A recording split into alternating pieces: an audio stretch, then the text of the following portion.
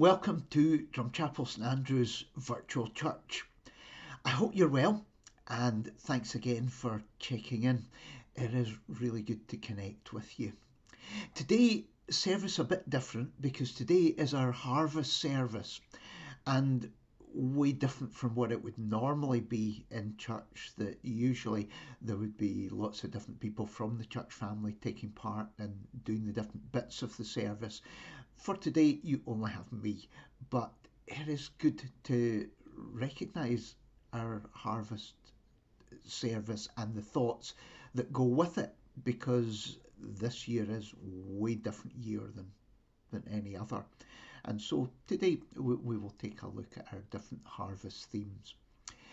I'd invite you to, during the service, at the different parts where we have songs or videos, just to pause me and to click on the link and to watch the videos for all of them. If you're watching on Facebook, then it's the post below this one has all our links.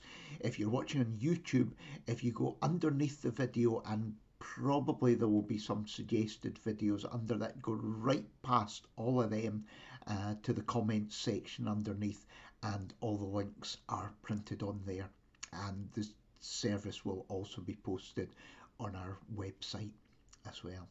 So welcome to our harvest service today. Our first song is Wonder of These Days, and the sounds that you're hearing in the background of this are whale music. Our Bible reading is from the book of Psalms, chapter 19, from verse 1 through 6. How clearly the sky reveals God's glory. How plainly it shows what God's done. Each day announces it to the following day. Each night repeats it to the next. No speech or words are used. No sound is heard. Yet their message goes out to all the world and is heard to the ends of the earth. God made a home in the sky for the sun. It comes out in the morning like a happy bridegroom, like an athlete eager to run a race. It starts at one end of the sky and goes across to the other. Nothing can hide from its heat. During the week, I came home and went up to my bedroom. There, in the middle of the floor, was a butterfly. Now, what was really weird about that was that there wasn't a single window open in the whole house. I have no idea how it came to be there. I opened the window and let it out and it flew away. And it felt like something wonderful. Later that day came the news that Glasgow was being closed down for visiting other people's houses. At harvest, usually the first part of our theme is celebrating our world. This year, that doesn't feel quite so comfortable, because the world feels a scary place right now. Who would have thought this time last year that this is what would have happened, or what we would be living right now? But it made me think, and sometimes it's good to be challenged to think a bit deeper. And it made me recognise that how lucky we are in Scotland. Apart from right at the start of lockdown, when people were panic buying, the supermarkets have been absolutely stocked. We have a great health service. We have energy. We have communications. In the middle of all this difficult time, we have had lots of stuff going for us. And it doesn't take away the hard bits and the loss that people have suffered. But what it does do is it reminds us that we have lots of stuff that we are really fortunate to have, and lots of people that we can be very grateful for. And it also reminded me that there are lots of countries in the world that have hardship like this all the time, that don't have the benefits that we have. It also made me think about the world and nature. And I guess just seeing the butterfly in the middle of all the stuff that was going on, and how that made me feel just in that moment, was a reminder that still there are beautiful things in the world. Because I've been cycling a lot more than I ever used to, I guess I've noticed nature much more. I've noticed the plants changing and the colours. I've noticed the swans, because throughout this time the swans laid eggs and you saw them sitting on their nests, and then saw cygnets being born, and saw the cygnets growing up, and now they're becoming almost the same size as full-grown swans. But also through watching that in nature, recognising that not all the cygnets survived. Throughout the lockdown, in the whole world, nature has changed. Climate change and global warming have slowed down. Animals are venturing into the cities. I want you to pause me just now and watch this video clip of animals coming into cities right round the world. I guess the world has always been a mix of wonderful things and harsh things. In harvest, we recognise both, and we make space to think about the part we can play in caring for the world and in making sure that our world is the best that it can be, now and in the future. And so I think here is Harvest's question. What can I do today to change how I see, understand, and care for the world?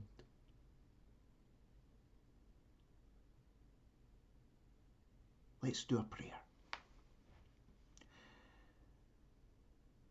God, I look at the world and I see how wonderful it is. I see amazing creatures and things and people, and I'm grateful. But I also see the harshness of the world. I see the difference that this virus has made to the world. I recognise how fortunate we have been despite the hardship. And I recognise there are countries in the world that are way worse off than we are. I know that wonderful things don't balance out bad things and hard things. But I know on the other side that bad things and hard things don't take away the goodness around me too. And so I hold all of these things together. And I ask myself today, how can I see clearer? How can I understand deeper? How can I care more?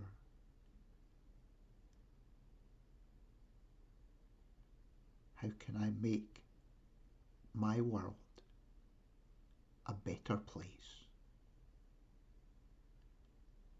Amen.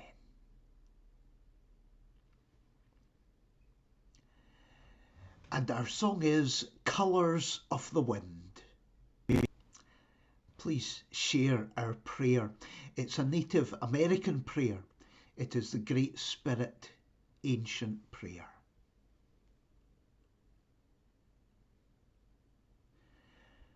O Great Spirit, whose voice I hear in the wind,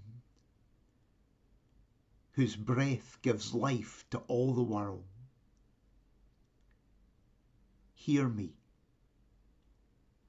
I need your strength and wisdom. Let me walk in beauty and make my eyes ever behold the red and purple sunset.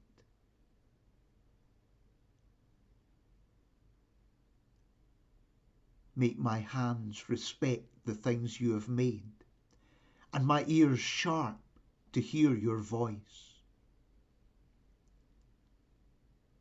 Make me wise, so that I may understand the things you have taught my people.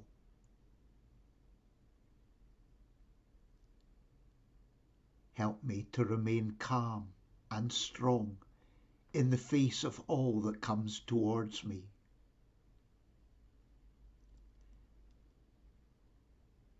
Let me learn the lessons you have hidden in every leaf and rock. Help me seek pure thoughts and act with the intention of helping others. Help me find compassion without empathy overwhelming me. Make me always ready to come to you with clean hands and straight eyes. So when life fades as the fading sunset, my spirit may come to you without shame.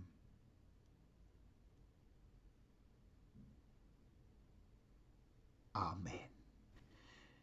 Our Bible reading is from the book of Matthew, chapter 25, from verse 31 through 40.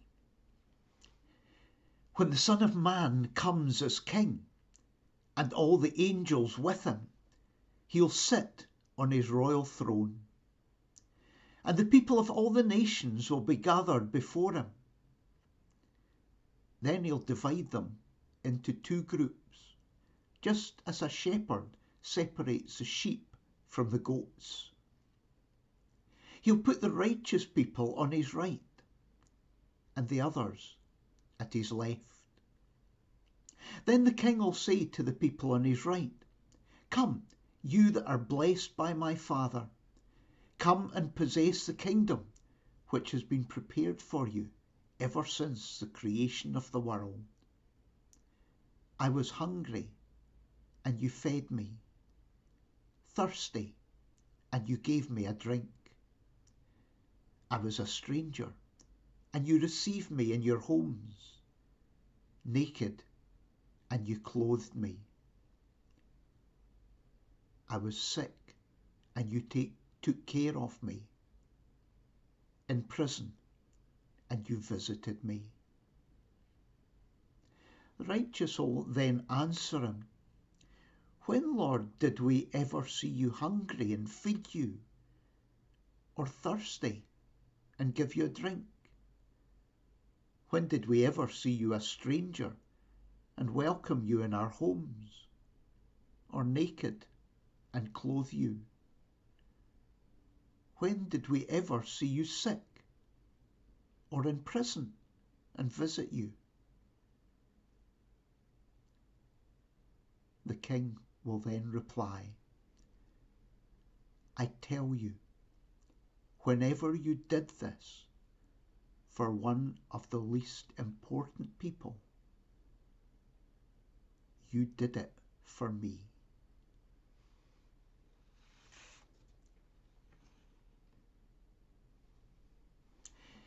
In 1854, the great white chief, the President of America in Washington, made an offer for a large area of Native American land and promised a reservation for the Native American people. Chief Seattle replied on behalf of his people, "This we know, the earth does not belong to people. People belong to the earth. All things are connected, like the blood which unites one family. All things are connected. Whatever befalls the earth befalls the people of the earth. People did not weave the web of life. We are merely a strand in it. Whatever we do to the web, we do to ourselves. Our God is the same God. You may think that you own God, but you cannot. God is the God of all, and God's compassion is equal for all. The earth is precious to God, and to harm the earth is to heap contempt on its Creator.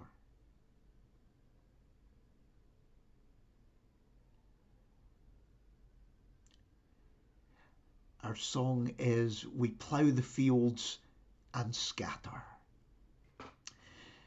Okay, so how do you change the world? I want you to pause me for a moment and watch our next video clip, which is from Just for Laughs.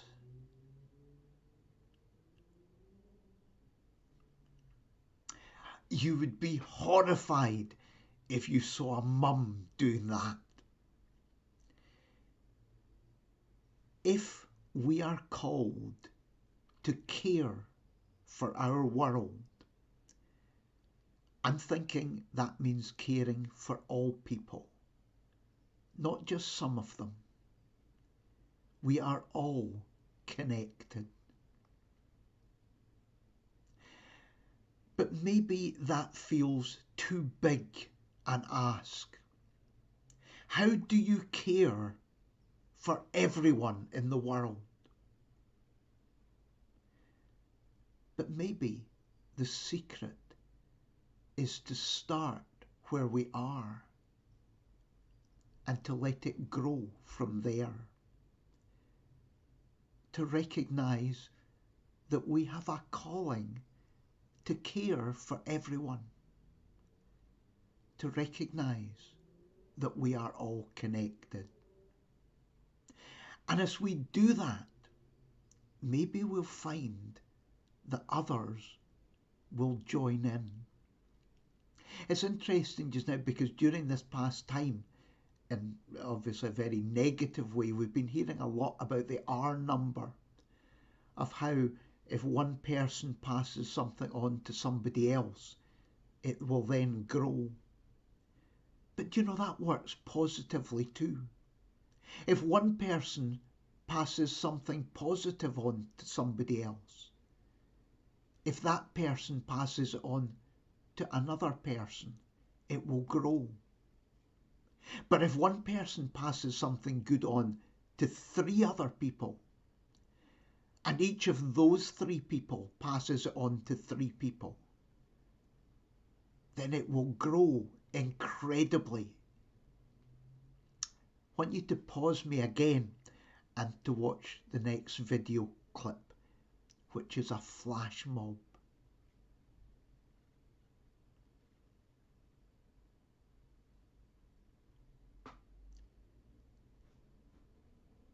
At first, everything is just as it has always been. A busy cafeteria, everyone getting on with their own lives, talking to the people around them. Nothing feels different. And then it starts to change. By the end, everyone is taking notice. Everyone has become part of it. Everyone's joining in or clapping.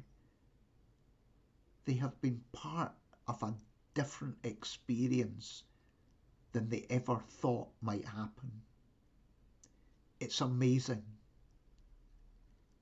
In one moment. There are lots of people out there to love. There's a world out there to love. What would it take for people to stop doing what they're doing and listen? To make people find somebody to love that they have maybe never noticed before. Maybe this could be one of those moments. And in that moment, the world begins to change. Gandhi said, "Be the change you want to see in the world." Let's do a prayer.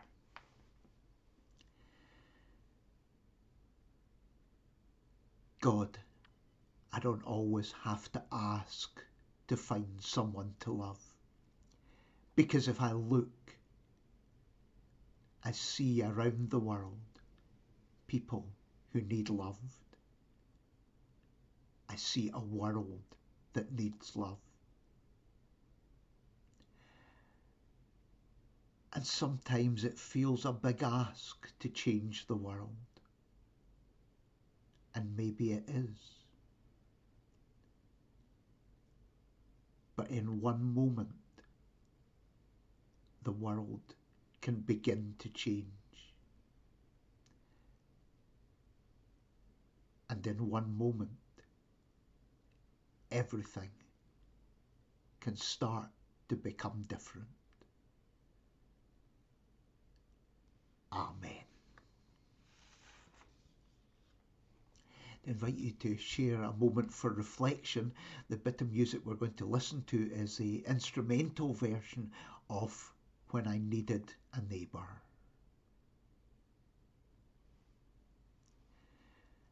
Thanks so much for tuning in today. Thank you for being part of our harvest service. Our closing song is Gather Us In. And then after that, you're welcome to share our closing prayer. May God's blessing surround you today. Thank you for checking in. Thank you for being here. I hope the week ahead will be a good one for you. Take care.